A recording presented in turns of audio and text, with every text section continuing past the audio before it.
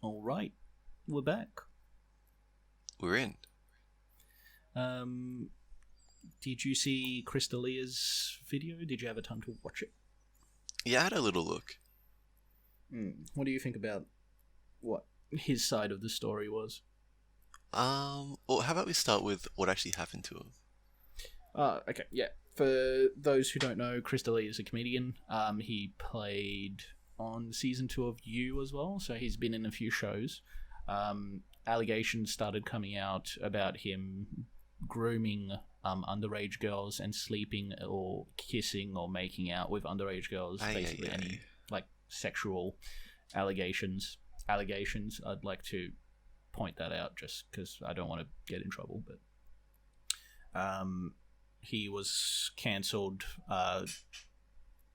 because of the allegations, so he lost a few shows, he lost a bunch of sponsorships, stopped doing his podcast, no longer was able to do stand-up, I guess. Recently posted a video explaining his side of the story. He did do a post before, but this one was an actual video of him talking and explaining his basically his point of view of the events. Yeah. So the reason I got to this point was because a girl called him out on Twitter with allegations and screenshots of their chat. Yeah, so he played, like I said, in the show You, he played a comedian who preyed on underage girls, drugged them and took pictures of them in underwear or whatever. And the first girl that did it allegedly said that she said that it's ironic that Netflix would cast Chris as a sexual predator. The irony, obviously people commented, "Oh, what do you mean?" She showed the screenshots of the texts, and yeah, a bunch of other girls decided to come out, and it turned out to be quite a few. So I would assume around 100 girls just coming forward with allegations. I'm sure there were more. Most of them were discredited by Crystalia's team, but the messages themselves were a bit predatory, which I guess is why he went dark and didn't talk anymore and went off the internet. Off the grid. Damn. Off the grid. But yeah, he explained that he's been dealing with sex addiction, which is why he always messaged everyone in the city he was in performing. He explained that after every show he had at least 50 messages from girls, and he would reply to all of them because he wanted to have sex with someone. His version, he explains that he thought he was doing the right thing by being upfront to the girls and saying, "Hey, do you want to meet and make out? Hey, do you want to come to my hotel room and we'll cuddle," or things like that. So he thought he was doing the right thing, which if you had to understand his point of view, you can kind of, understand that it's better than not to say anything and just say, "Oh, do you want to come meet me?" and then spring it up on them. But yeah. Yeah, I can understand it being like straightforward, but it's more of like a power dynamic thing. Like he was using his and he did cover that as well. He said he asked his friend why it wasn't okay for him to say that, and yeah, the power dynamic, maybe abusing his platform and his notoriety to get what he wants from girls. But yeah, he's not in the best position. So what do you think of him right now? Did he gain some of his respect back, or? I don't think he should have been cancelled as much as he was. Reason being is the first girl that accused him, or one of the first girls that accused him, she redacted the screenshot to the bit where she said, "Oh, he's." I'm not too sure. I'm kind of forgot, but she redacted the bit where she tells him her age. So she just shows the bits where he messages, "Hey, how you want to blah blah blah," and he responded, and they were messaging back and forth. And as soon as he said, "How old are you?" And she replied with whatever age she was at the time. It was underage, so he stopped talking to her. And then a few years later, she messaged back saying, "Hey, I'm like legal now. Do you want to fuck?" Basically. So as soon as he did find out what age she was, he stopped talking to her. And then she came back and said, "Hey, I'm legal now. Let's get together," which she didn't show anyone. So she was just accusing him, saying it was like a one-side predatory kind of thing, but it wasn't. So did they get together once she was legal? No, they didn't. But yeah, she twisted, or she kind of like redacted the bits where it proves that, you know, he didn't want anything to do with underage girls, and she just showed the predatory like messages, I guess. But yeah, I don't think that was right. And like it kind of takes away from other people who have been through the real deal, and you know, they want to speak out, but then no one believes them because of things like this. Maybe she was salty because she didn't get what she wanted. Well, like his point of view as well is, if you're in a stand-up comedy show, there's a bar there. You have to be like legal to get in. So these girls who are saying, "Oh yes, I was at your show," or "He met at the show," have a fake ID and lie about their age to get in. So you can kind of see where he's like, okay, everyone in here must be legal, so there's no point in asking their age.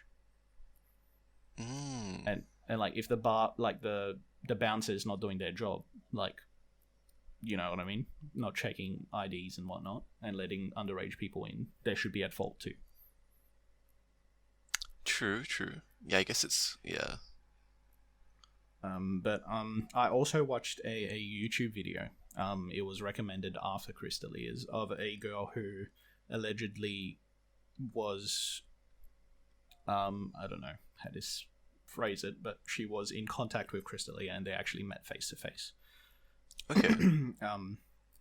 She explains that she was in an open relationship, and she talked to Chris for, I think, a few years or a year or two, and at one stage they actually met.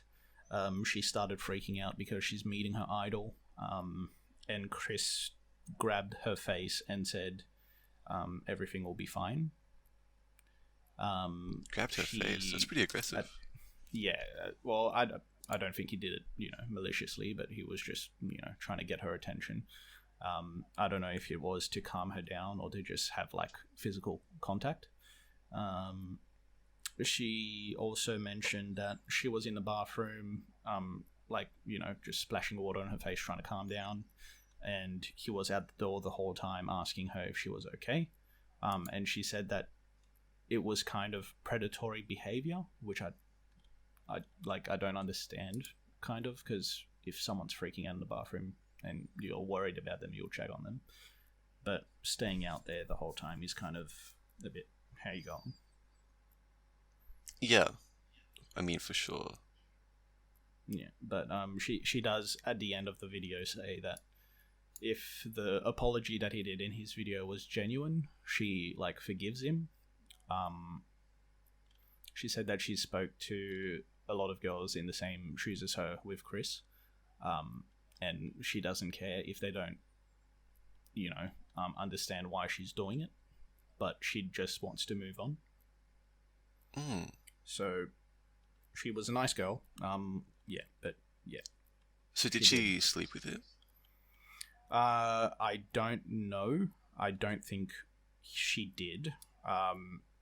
But she does say that, you know, she was an adult at the time, so she wasn't underage, and she could have made her own decisions. She decided to go. she decided to meet him. And when she felt threatened, she didn't decide to say something. And I do understand that it's hard to, when you're meeting your idol or when you're alone with a male, if from the female perspective. Yeah, for sure.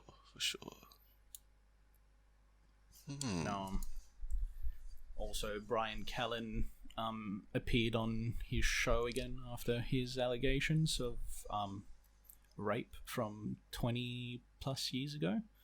That's pretty wild. Yeah. I wonder how that resurfaced anyway. Apparently the girl he was I don't know if he was involved with her, said that, or accused him over Twitter. And she provided no proof. It was just a tweet. And yeah, he was dropped from the Fighter and the Kid podcast.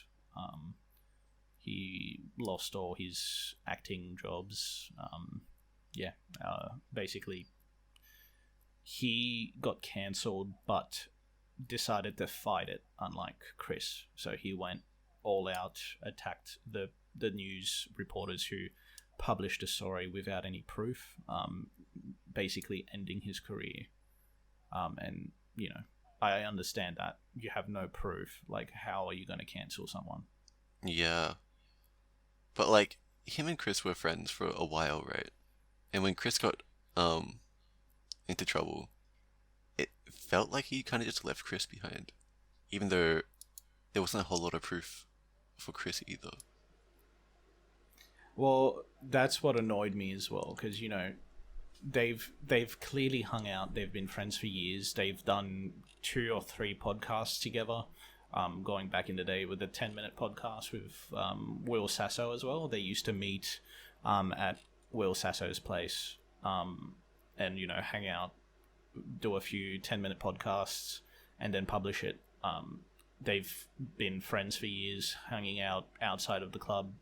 But yeah, as soon as the allegations came in, he denied ever hanging out with Chris outside of work, which is bull. He deleted all the videos on his Instagram page about, that had Chris in it, which I thought was a shit move. Yeah. And then he got accused a few weeks or months later. Yeah, which is kind of dog, but I guess he was trying to save It's a shitty himself. thing to do.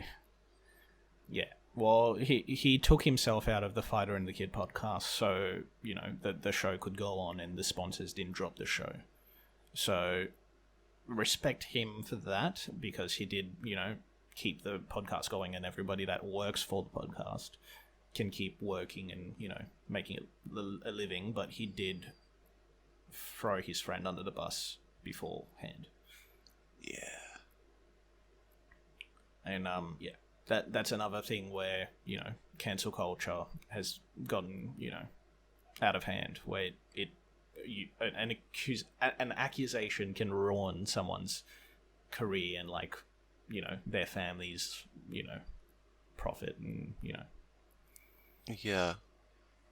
I mean, yeah, it's hard to pick a side when there's no evidence as well. yeah. And they're not the only people. Kevin Hart was kicked off hosting the Oscars or the Golden Globes because of tweets that he made. He, trying to joke, tweeted something about if his son ever tries to play with dolls, he's going to take the dollhouse and break it on his head. And say, stop, that's gay. Like that, it was in his stand-up as well. So it was a joke. He made a few other, gay jokes, and because of that, he was kicked off, hosting, which is a big, step in someone's career. That's pretty wild. But I mean, he stuck around though. It didn't ruin his career. It didn't ruin his career, but if it's someone smaller, you got to keep in mind. Yes, Kevin Hart's a comedian as well, but he's also a movie star. So he did go quiet as well, and then he had to make a press run of apologies. He did like 60 shows or something apologizing. But yeah, it's shitty that people's past actions can ruin their career just because of some people getting offended and turning on them. Okay. Wait, do you think it was his fault for saying it, or do you think it was everyone else's fault for getting offended? People have to remember they are comedians. You know what I mean? They're jokes. They're not meant to offend anyone. If you take offense, if you go to a comedy store and then he makes a joke and then you get offended, why are you there? So, are you saying comedians get a free pass when it comes to potentially hurtful comments?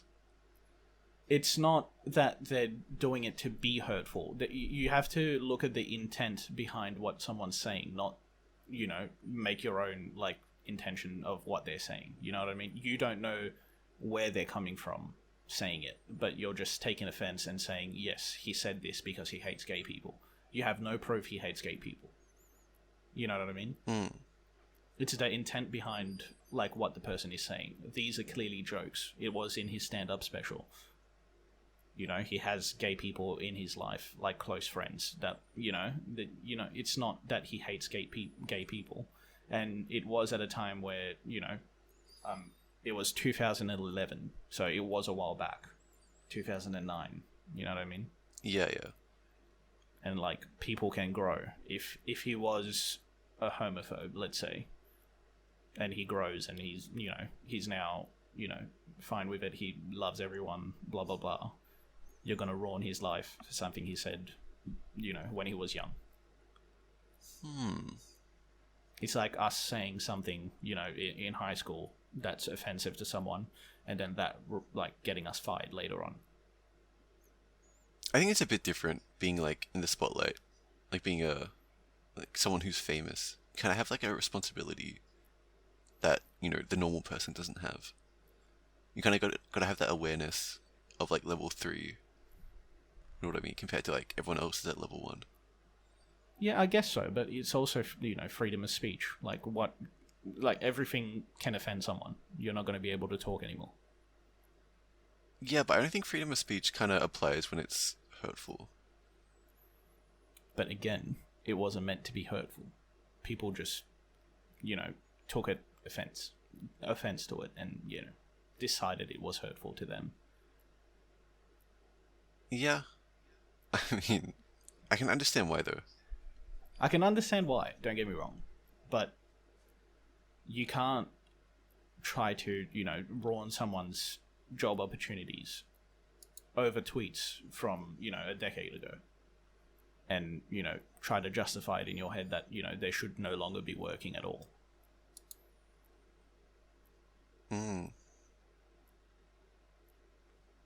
Yeah, you know what I mean? It's a little tricky to do.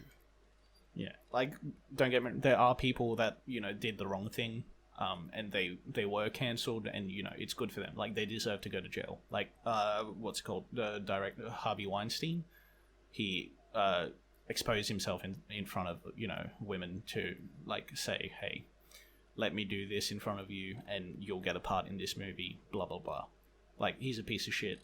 Go to jail. Oh yeah, for sure. What I mean? But no proof and cancelling someone just because you don't like them, that is a bit too much. Yeah, for sure. How do you propose someone differentiates between, someone who actually did something wrong and someone who was just cancelled for who faced allegations wrongly when there was minimal evidence? When there's minimal evidence, how do you tell? How do you propose? Well, that's the tricky bit, because you can't disregard the allegations if neither side has proof. You know what I mean? Yeah. With Chris D'Elia, it was overwhelmingly a lot of people came forward with screenshots. So yes, he was guilty of I don't know how you call it, predatory, text messages, I guess, to girls who are, very young compared to him. There were a lot of girls that came forward, but there were also a lot of those girls who were lying. So it that's what I mean by it kind of ruins it for people who actually have a true story, because, you have to doubt everyone now because you don't know if they're telling the truth or if they're just trying to get some fame out of it or some money out of it. Yeah, that's true. But I think that also, on the other hand, like, you can't disregard allegations, and you also can't prosecute someone without proof. You can't, cancel someone without the actual, like, proof of them doing something wrong. Yeah. Yeah, but at least that kind of the middle ground where it's like, what happens? Yeah. Well, like, that's not... I'm not saying I have all the answers, but, like, it's just my thoughts on it is you have to be innocent until proven guilty. You can't be guilty until proven innocent, because otherwise everyone's career can end with a lie. Okay. That makes sense, though. Yeah. But unfortunately, it's not that way, so... What would you propose? How would you handle the situation? I have no clue. Well, that seems like a good time to end the podcast. And we're done.